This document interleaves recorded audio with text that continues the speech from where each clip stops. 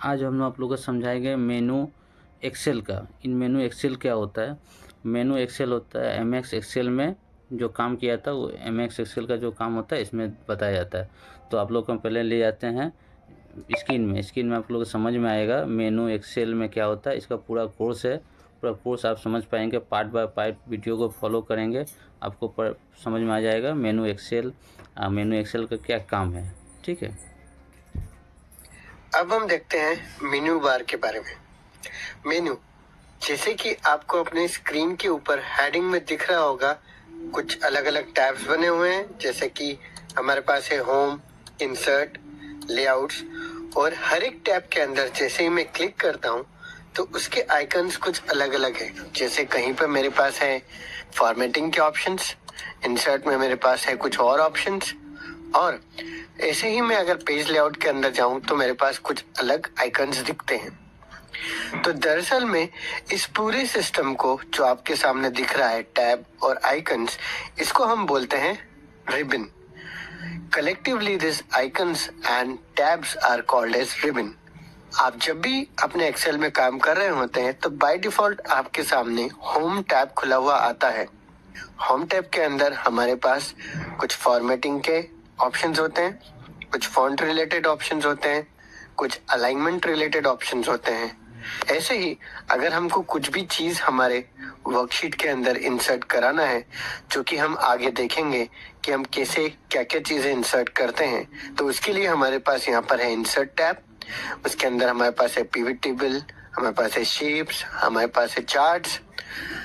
इसके बाद page layout, so page print, page का लेआउट कैसा करना है, पेज का कलर कैसा करना है, उसके रिलेटेड सारे आइकन्स यहाँ हैं। तो ऐसे ही फॉर्मूलाज, ऐसे ही डाटा, ऐसे ही रिव्यू और व्यू, हमारे पास ढेर सारे आइकन्स अवेलेबल हैं। तो आपको सारे आइकन्स याद करने की जरूरत नहीं है। धीरे धीरे जैसे जैसे आप एक्सेल पे काम करने लगेंगे, आपको अपने आप पता चल जाएगा कि किन आइकन्स का हमको सबसे ज्यादा यूज होता है और किसको हम ज्यादा यूज नहीं करते। उसके बाद यहाँ पर एक अलग सी चीज आप देख सकते हैं।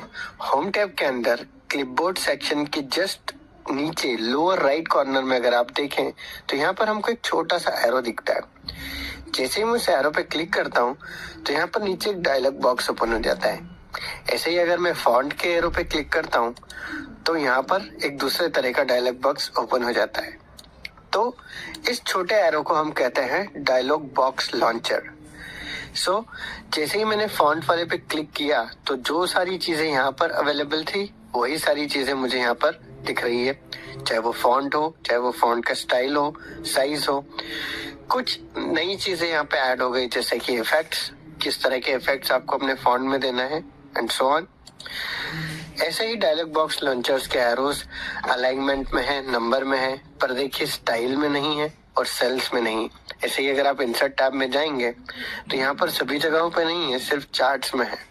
ऐसे ही अगर पेज लेआउट में जाए तो पेज सेटअप में है, स्केल फिट में है, शीट ऑप्शंस में है, पर अरेंज में नहीं है। तो कहीं कहीं पे ये स्मॉल राइट लोअर कॉर्नर में छोटे से एरोज होते हैं जिनसे आप वो सारी फंक्शनैलिटी एक्सेस कर सकते हो जो यहाँ पर अवेलेबल है। इन सब में सबसे अलग टैब जो होता है वो होता है फाइल टैब। फाइल टैब को जैसे मैं ओपन करता हूँ तो इस पूरे व्यू को हम बोलते हैं माइक्रोसॉफ्ट का बैक स्टेज व्यू।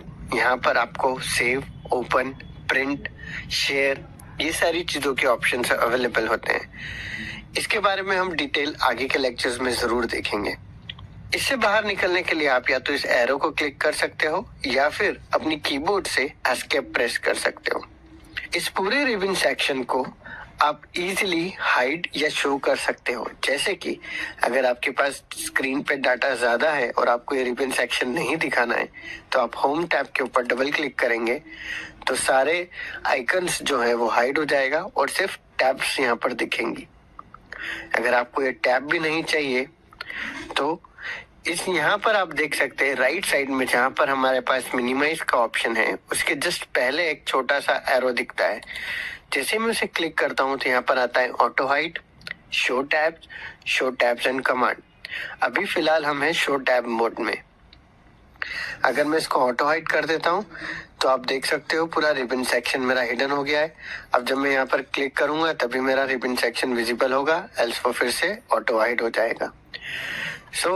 अगर आपको अपनी ये सेटिंग्स चेंज करना है तो आप इस पे क्लिक कीजिए। आपको जिस तरह का रिक्वायर्ड है उस तरह का रिबन सेक्शन आप यहाँ से रख सकते हैं। So this is all about menu system.